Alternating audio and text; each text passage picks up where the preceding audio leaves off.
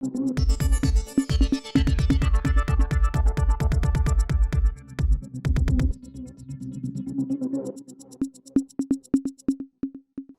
இது news focus Tamil.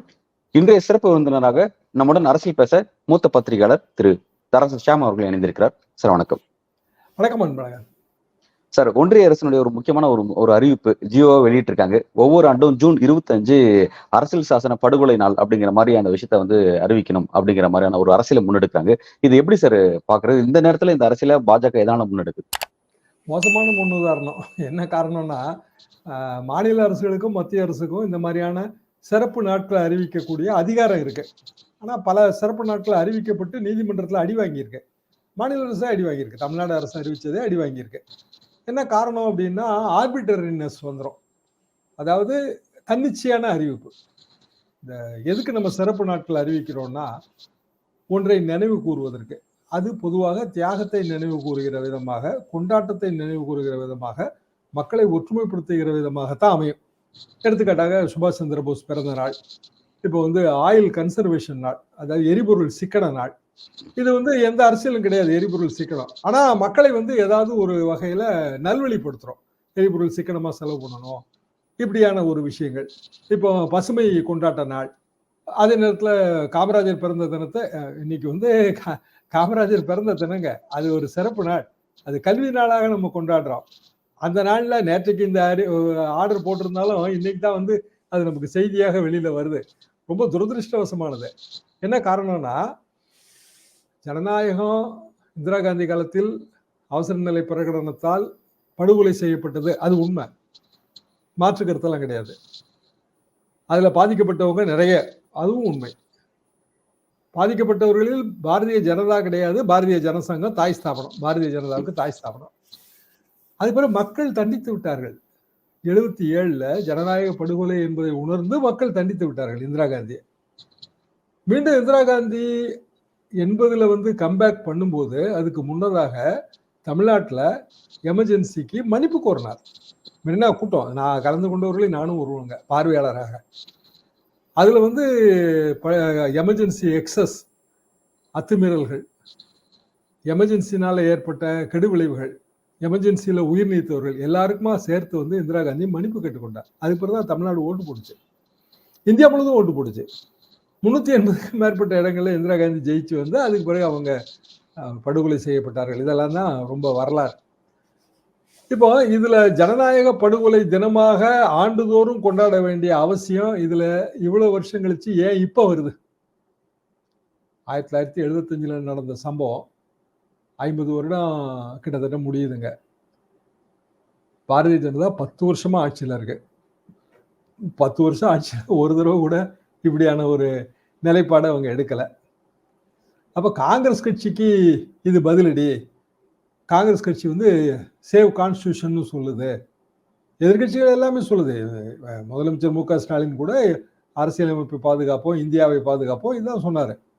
அது எதிர்கட்சிகளோட உரிமை. ஆனா அரசியல் சாசனத்தை பாதுகாக்க வேண்டிய மத்திய அரசு அரசியல் சாசன படுகொலை தினத்தை கொண்டாடுவது ஒரு நகைமுரண். அது ஒண்ணுக்கு ஒண்ணு பொருத்தம் இல்லாத செயலா இருக்கு. நிச்சயமா இது கோர்ட்டுக்கு போகுது. சுப்ரீம் அதுக்கு ஒரு காரணத்தை கற்பிக்கிறாங்க.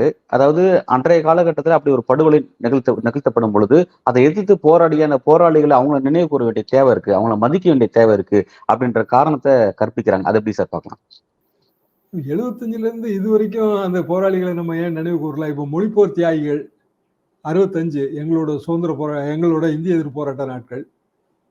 அது திமுக ஆட்சிக்கு வந்த உடனே அண்ணா காலத்திலேயே அதுக்கான விதை போடப்பட்டு அதுக்கு பிறகு மொழிப்போர் தியாகிகள் வீர வணக்க நாள் நம்ம கொண்டாட ஆரம்பிச்சிட்டோம். அது குறித்து வழக்குகள் போச்சு. வீர வணக்க நாள்னு கொண்டாடக்கூடாது, அது அரசியலமைப்புக்கு விரோதமானதுன்னு கோர்ட் ஏத்துக்கல. இதுவும் வழக்குக்கு போகும். கோர்ட் என்ன முடிவு எடுக்கும்னு நமக்கு தெரியாது.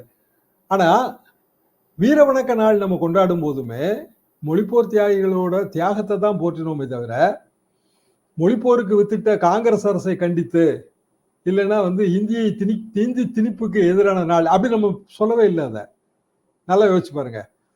ஒரு கெடு விளைவுங்க, அந்த கெடு விளைவுல இருந்து ஒரு போராட்டம் வருது, அந்த போராட்டம் வெற்றி அடையுது, கெடு விளைவு பின்னுக்கு தள்ளப்படுகிறது, போராட்டத்தை நம்ம நினைவு கூறுறோம். அந்த தியாகிகளை போற்றுகிறோம். இப்போ இதுல எமர்ஜென்சி, கெடு விளைவு, எமர்ஜென்சிக்கு எதிரான போராட்டங்கள். எமர்ஜென்சி தோற்கடிக்கப்பட்டது. இந்திரா காந்தி எமர்ஜென்சியை வித்ட்ரா பண்ணியாச்சு. என்னன்னா அவங்க தோத்த உடனே அவங்க வித்ட்ரா பண்ணி இது தேர்தலுக்கு முன்னே தளர்த்திட்டாங்க. தோத்த உடனே அந்த பிரசிடென்ட் போட்ட முதல் கையெழுத்து எமர்ஜென்சி முற்றிலுமாக விலக்கப்படுகிற பிரகடனம் தான். 77 ஆட்சி மாற்றம். இந்திரா காந்தியும் தோத்தாச்சு, சஞ்சய் காந்தியும் தோத்தாச்சு. மக்கள் தீர்ப்பளிச்சிட்டாங்க. அதுக்கு பிறகு அதுல மர்டர் ஆஃப் டெமோக்ரஸி எந்த இடத்துல வருது? எமர்ஜென்சி டிக்ளேர் பண்ணும்போது மர்டர் ஆஃப் டெமோக்ரஸி வந்ததுங்க. ஆனா 50 வருடம் கழித்து மர்டர் ஆஃப் டெமோக்ரஸியை நினைவு கூறணும்னா ஒவ்வொரு அரசும் நாளைக்கு இப்படி ஆரம்பிக்கும். இப்ப பண மதிப்பிழப்பு, இந்தியாவின் பொருளாதாரத்தை பின்னுக்கு தள்ளிய நாள், பொருளாதாரத்தின் கருப்பு நாள் அப்படின்னு இன்னொரு அரசு ஒரு 5 வருஷம் கழிச்சோ 10 வருஷம் கழிச்சோ 50 வருஷம் கழிச்சோ கொண்டு வர முடியுமா? இது ஆல்ரெடி சொல்லிட்டாங்க. இப்ப ஜெயராம் ரமேஷ் காங்கிரஸ் கட்சியினுடைய பொதுச் செயலர் சொல்லிட்டாரு. கடந்த 10 ஆண்டுகள் மோடி ஆட்சியினுடைய அறிவிக்கப்படாத எமர்ஜென்சி அப்படின்ற மாதிரி சொல்லி குறிப்பிட்டு அந்த விஷயத்தை அது கூட பொதுப்படையான கருத்து தாங்க. அறிவிக்கப்படாத எமர்ஜென்சில நிறைய தவறு இருக்கும். பட் நிறைய விஷயம் அடுத்த ஒரு 50 வருடம் கழித்து பொருத்தம் இல்லாம அமையும்ல. இதே ஜிஎஸ்டி, இன்னைக்கு ஜிஎஸ்டி ரெஜிம் 25 வருஷம் கழிச்சு வரி விதிப்புல நிறைய புதுமையான சிந்தனைகள் வரலாம், நமக்கு தெரியாது. அது எல்லாமே பெரிய பைனான்சியல் எக்ஸ்பர்ட்ஸோட சிந்தனையில வர்ற விஷயம் தான். 25 வருஷம் கழிச்சு ஜிஎஸ்டிங்கிறதே இந்திய பொருளாதாரத்துக்கு கருப்பு நாள். எனவே ஜிஎஸ்டி என்னையில இருந்து வந்ததோ அதை இந்திய பொருளாதார கருப்பு நாள்னு அறிவிக்கலாம் அப்படின்னு ஒரு அரசு சொல்லுமா? அதாவது ஆரின் அதர் வேர்ட்ஸ், ஒரு அரசு 50 வருடத்துக்கு முன்னாடி ஒரு நடவடிக்கை எடுக்குது, தவறு, அது யாரும் நியாயப்படுத்தல. ஆனா 50 வருடம் கழித்து வருகிற ஒரு அரசு அதை கான்ஸ்டிடியூஷன், மர்டர் ஆஃப் கான்ஸ்டிடியூஷன், அதாவது அரசியல் சாசனத்தை படுகொலை செய்தது, ஜனநாயகத்தை கூட இல்ல, அரசியல் சாசனத்தை படுகொலை செய்தது அப்படின்னு நம்ம அனுஷ்டிக்க முடியுமா? அது எப்படி, எந்த இடத்துல அது காமன் சென்ஸா மாறுது? சரி, பவர் இருக்குங்க, எல்லா அரசுக்கும் பவர் இருக்கு. இத உண்மையிலே இப்படி ஒரு தேதி கொடுக்க பவர் இருக்கு. நீதிமன்றத்துக்கு போகும்போது எப்படியான வியாக்கியானம் வரும்னா, பவர் மிஸ்யூஸ் பண்ணப்பட்டதா அபியூஸ் பண்ணப்பட்டதான்னு வரும். மிஸ்யூஸுக்கும் அபியூஸுக்கும் இடையில வித்தியாசம் இருக்கு. அதிகாரத்தை தவறாக பயன்படுத்துது misuse of power. Abuse of power அதிகாரத்தை தவறாக பயன்படுத்துகிறோம், அதிகார துஷ்பிரயோகம்னு தெரிந்து கொண்டே பயன்படுத்துது. இந்த அபியூஸ் ஆஃப் பவர் எதுல இருந்து வரும்னா ஆர்பிட்டரினஸ்ல இருந்து வரும். உதாரணமா இந்த மாதிரியான ஒரு தினம் கடைபிடிக்கலாம், அனுஷ்டிக்கலாம்னு என்னென்ன டிஸ்கஷன்ஸ் நடந்தது, அதுல அந்த அதுல ஒரு ஸ்டேக் ஹோல்டர் காங்கிரஸ் கட்சி. ஏன்னா அவங்க காங்கிரஸ் கட்சியை தான் அதுல கண்டிக்கிறாங்க. பிற கட்சிகளுக்கான ஸ்டேக், இப்போ உதாரணமா சமாஜ்வாதி, அது எமர்ஜென்சி காலத்துல பாதிக்கப்பட்ட கட்சி தான். திமுக எமர்ஜென்சி காலத்துல பாதிக்கப்பட்ட கட்சி தான். அவங்களுக்கு இதுல ஸ்டேக் இல்லை. ஆனா பார்லிமெண்ட்ல சபாநாயகர் தேர்ந்தெடுக்கப்பட்ட உடனே செஞ்ச முதல் வேலையை அவரே ஒரு தீர்மானத்தை கொண்டு வாசிட்டாரு. அது எப்படி வாசிக்க முடியும்னு எனக்கு புரியல. ஏன்னா ஒரு அவையில தீர்மானத்தை வேற யாராவது கொண்டு வருவாங்க, இன்னொருத்தர் ஒருவர் முன்மொழிவார், இன்னொருத்தர் வழிமொழிவாங்க, அப்படித்தானே தீர்மானம். சபாநாயகர் ஒரு தீர்மானத்தை வாசிச்சுட்டு எல்லாரும் எந்திரிச்சு நில்லுங்க 2 நிமிஷம் சொல்லிட்டாரு. அதுல கூட இந்தியா கூட்டணியில எமர்ஜென்சில பாதிக்கப்பட்ட கட்சி அந்த இரங்கல்ல கலந்துக்கிடுச்சு. திமுக கலந்துக்கிடுச்சு, சமாஜ்வாதி கலந்துக்கிடுச்சு.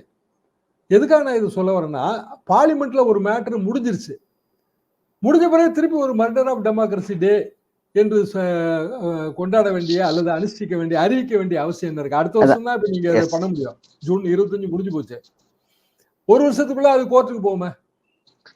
Right sir. இந்த இடத்துல ஏன் அவசியம் அப்படின்ற நம்ம அந்த விஷயத்த பேச வேண்டியது இருக்கு. இப்ப எதனால இந்த நிர்பந்தத்துக்கு பாஜக தள்ளப்படுது? அது நிர்பந்தமா அல்லது காங்கிரஸ் எதிர்த்து பழிவாங்கக்கூடிய ஒரு அரசியல் நடவடிக்கையா?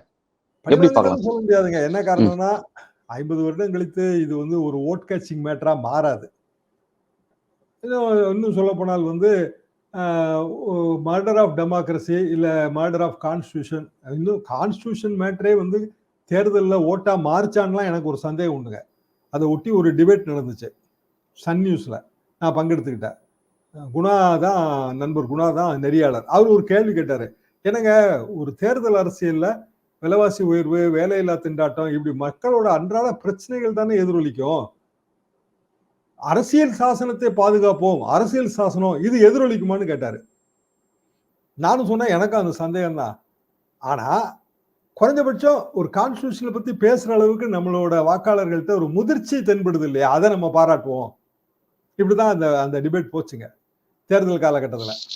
எதுக்காக நான் சொல்றேன்னா, கான்ஸ்டிடியூஷன் சம்பந்தமான விஷயங்கள், தேர்தல் மேடைகளில் பேசப்படுகிற இதெல்லாமே வந்து அறிவுஜீவிகள், மேட்டுக்குடியினர், மத்திய உயர்தர நடுத்தர வர்க்கம் இவங்க கிட்ட போய் சேரும். ஓட்டா மாறுமான்னு சந்தேகம். கீழ்த்தட்டு மக்கள்கிட்ட போய் சேரவே சேராது. அன்றாட பாடே பெரும்பாடு. அத்த கூழுக்கும் ஆளாக்க அரிசிக்கும் நித்தி உடல் முறைக்கும் முள துணிக்கும்னு ஒரு பழைய பாட்டு உண்டுங்க. இந்த அத்த கூழுக்கும் ஆளாக்க அரிசிக்கும் தான் அவன் பாடுபட்டுக்கிட்டு இருக்கான். அரசியல் சாசனத்தை பத்தி அவனுக்கு கவலையே இல்லைங்கிறதா உண்மை. தமிழ்நாடு எமர்ஜென்சி காலத்துல எமர்ஜென்சி ஆதரிச்சதுங்க. Correct sir. ஆனா இப்ப என்னன்னா பாஜக கூட்டணியில் இருக்கக்கூடிய மற்ற கட்சிகளே, என்டிஏல இருக்கக்கூடிய மற்ற கட்சிகளே பாஜக 400 கேட்கறது எதுக்காகனா அரசியல் சட்டத்தை மாத்துறதுக்காக தான், அதுல இருக்கிற ரிசர்வேஷன் கை வைக்கிறதுக்காக தான். இந்த நெரேட்டிவ் செட் ஆயிடுச்சு, மக்கள் நம்பிட்டாங்க, அதன் காரணமா தான் நாங்க சரிவு சந்திச்சோம் அப்படின்னு ஏக்நாத் ஷிண்டேல இருந்து பலர் இந்த கருத்தை முன் வைக்கிறாங்க. அப்படி இருக்கும்போது அந்த கருத்து நம்ம அதை உண்மையில ஒதுக்கிட முடியுமா அப்படின்னு ஒரு கேள்வி இருக்குல்ல சார்? எனக்கு உண்மையிலே அதுல நம்பிக்கை இல்லைங்க. என்ன காரணம்னா 400 சீட்டு அரசியல் சாசனம் இதெல்லாம் தேர்தல் மேடையில எதிரொலிக்காம இருந்தாலும் இதே ரிசல்ட் தானே வந்திருக்கும். சரி, ஒரு ஆட்சி, அந்த ஆட்சி 303 சீட்டு எடுத்துருச்சு. 303 சீட்டோட மேட்ரிக்ஸ் எடுத்து பார்த்தோம்னா அதிகபட்சமா எந்தெந்த மாநிலங்கள் அது வெற்றி பெற முடியுமோ அந்த அதிகபட்சத்துக்கு போயிருச்சு, மேக்சிமத்துக்கு. உதாரணமா மத்திய பிரதேசம் 100% வெற்றி, இந்த முறையும் 100% வெற்றி. அதை தாண்டி 110% போக முடியாது. அப்போ ஏதாவது சில மாநிலங்கள்ல சரிவு ஏற்படும். இந்த மாநில சரிவுகளை கணக்கு பண்ணித்தான் 220 240 சீட்டு தான் வரும் பிஜேபின்னு தொடர்ந்து சொல்லிட்டு இருக்கு. இந்த கான்ஸ்டியூஷன் மேட்டர், நேரேட்டிவ் இதெல்லாம் செட் ஆகிறதுக்கு முந்தையே 220 to 240 இதுதான் பாசிபிள். அவ்வளவுதான் பாசிபிள். 400 பாசிபிள் கிடையாது. இதெல்லாம் முதலே சொல்லியாச்சு. எத்தனையோ இன்டர்வியூக்களை நான் சொல்லியிருக்காங்க. அவ்வளவுதான் வந்துச்சு. அப்போ கான்ஸ்டியூஷனை பத்தி சொல்லாம இருந்தாலும் அவ்வளவுதான் வந்திருக்கும், சொன்னாலும் அவ்வளவுதான் வந்திருக்கும். கான்ஸ்டியூஷனை பத்திய ஒரு சர்ச்சையினால ஓட்டு கூடிருச்சு குறைஞ்சிருச்சுன்னு எனக்கு உண்மையிலே நம்பிக்கை இல்லை. அது ஏக்நாத் ஷிண்டே சொன்னாலும் சரிதான், யார் சொன்னாலும் சரிதான், எனக்கு நம்பிக்கை இல்லை. பல்வேறு கேள்விக்கு ரொம்ப ஆழமா உங்களோட கருத்துக்களை வழங்கியிருக்கீங்க. மிக்க நன்றி. சரி.